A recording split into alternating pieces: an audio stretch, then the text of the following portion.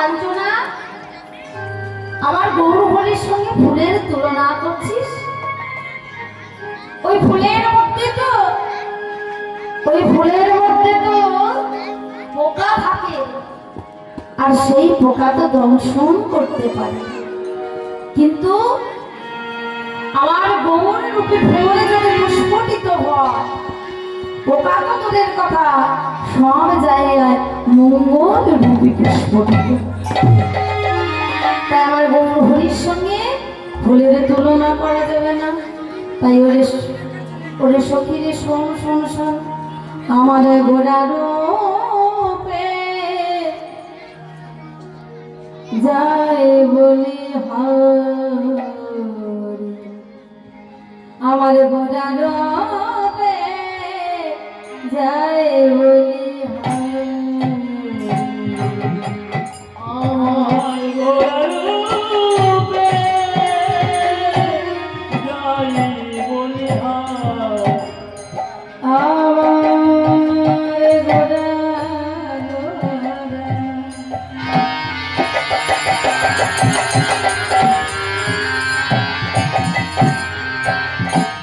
আমার গোড়ার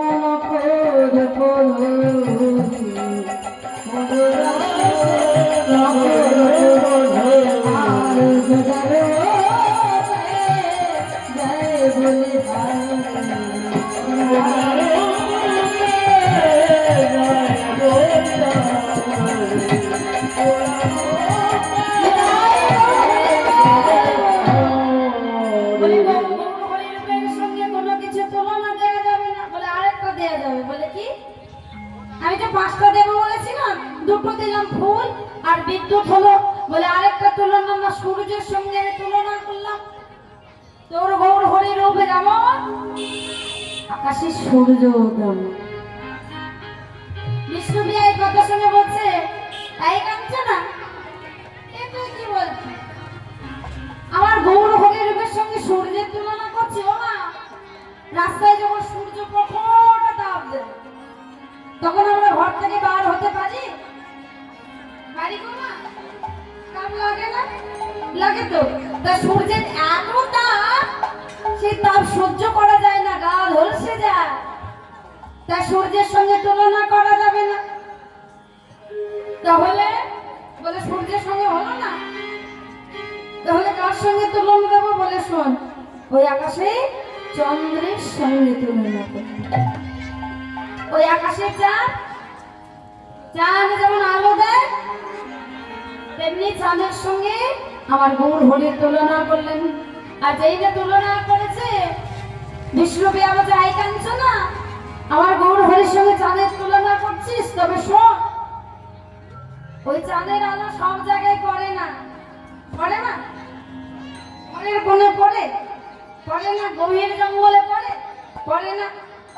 তাহলে চাঁদের আলো সব জায়গায় পড়ে না, কিন্তু আমার গৌরে চাঁদ যদি একবার উদয় হয়,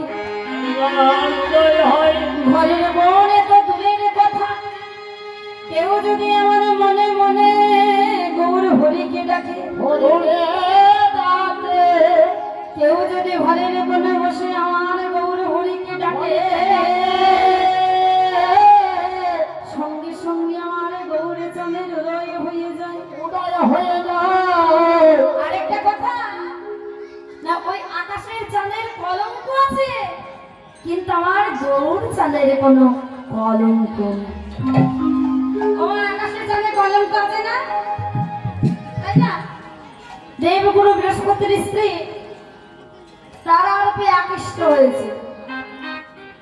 দেবগুরু বৃহস্পতি অভিশাপ দিয়েছিলেন যে এত বড় সাহস, শেষে গুরু পত্নীর উপর কুনজর।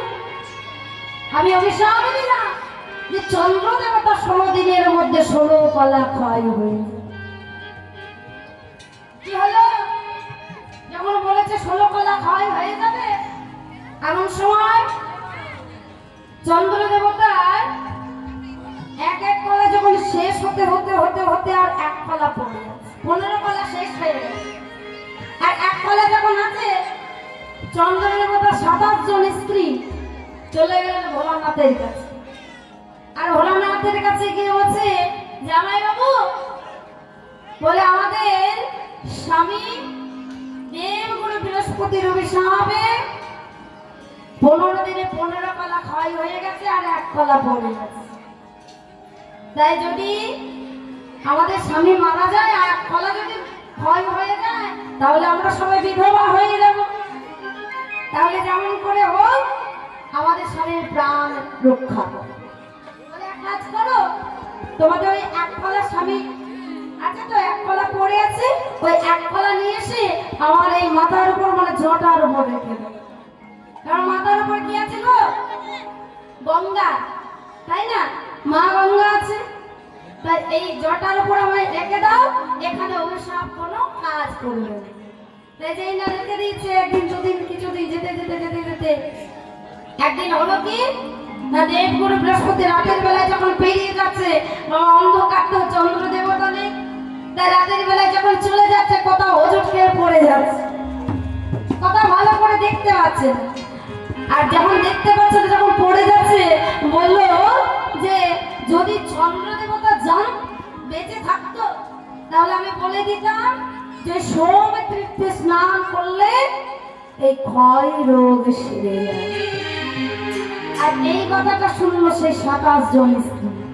তা শুনে সে কি করলেন, সেই ভোলানাথের মাথা থেকে এক কলা নিয়ে গিয়ে সোম তীর্থে স্নান করালেন। আর সোম তীর্থে স্নান করে আবার পুনরায় 15 কলা যদি ফিরে পেলেন। তাই কি হলো? তাই চাঁদের কলঙ্ক আছে, কিন্তু আমার গৌর চাঁদের কোনো কলঙ্ক নেই। আমার কটা তুলনা করলাম বলুন তো দেখি, কেমন শুনছেন? শুনুন, কটা বললাম না? বিদ্যুৎ ফুলের সঙ্গে তুলনা করলাম, সূর্যের সঙ্গে করলাম, আর চাঁদের সঙ্গে করলাম। আর একটা আছে, বিষ্ণুকে আমাকে এই গামছা না, তুই যে বললি 5টা তুলনা দেবো, তাহলে আরেকটা তুলনা কি? বলে আরেকটা তুলনা বলবো, এই যে সবাই ব্যবহার, আজ সুবর্ণ বরণ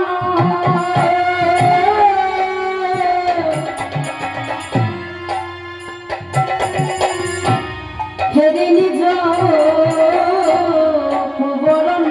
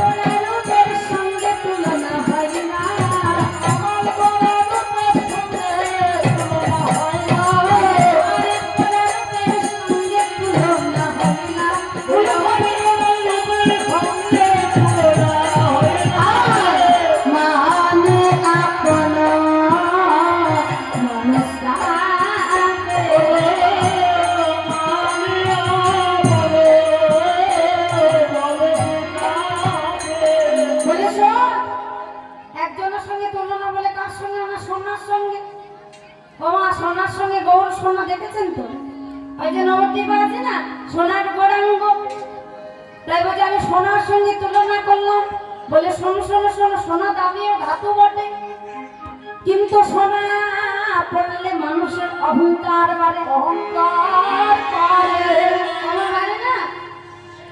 দেখবেন সোনা যদি কেউ হাতে পড়ে থাকে বারবার হাতটা এভাবে না লাগে, যাতে দেখে আমার হাতে আছে। তাই সোনা পড়লে আমার মানুষের অহংকার বলে। কিন্তু আমার এই গৌর সোনাকেও যদি অঙ্গে ধারণ করে, তার অহংকার তো দূরের কথা। সোনা পরে যদি রাত্রিবেলায় আপনি এই যে কীর্তন শুনে যদি বাড়ি যান, কি হবে? ভয় লাগবে না? রাত্রের বেলা ভয়ে ভয়ে বাড়ি যাবেন না? একা যেতে পারবেন? কিন্তু কেউ যদি গৌর সোনা অঙ্গে ধারণ করে রাত্রিবেলায় চলে যায়, চোর চুরি করা তো দূরের কথা, হাত দেখি হাতটা ধরে তাকে রাস্তাটা পার করে দেবে। তাই ওই সোনার সঙ্গে আমার গৌর হরির তুলনা দেয়া যাবে না। তাই ওরে কাঁদছ না, আমার গৌর রূপ শুধুমাত্র আমার গৌর রূপ।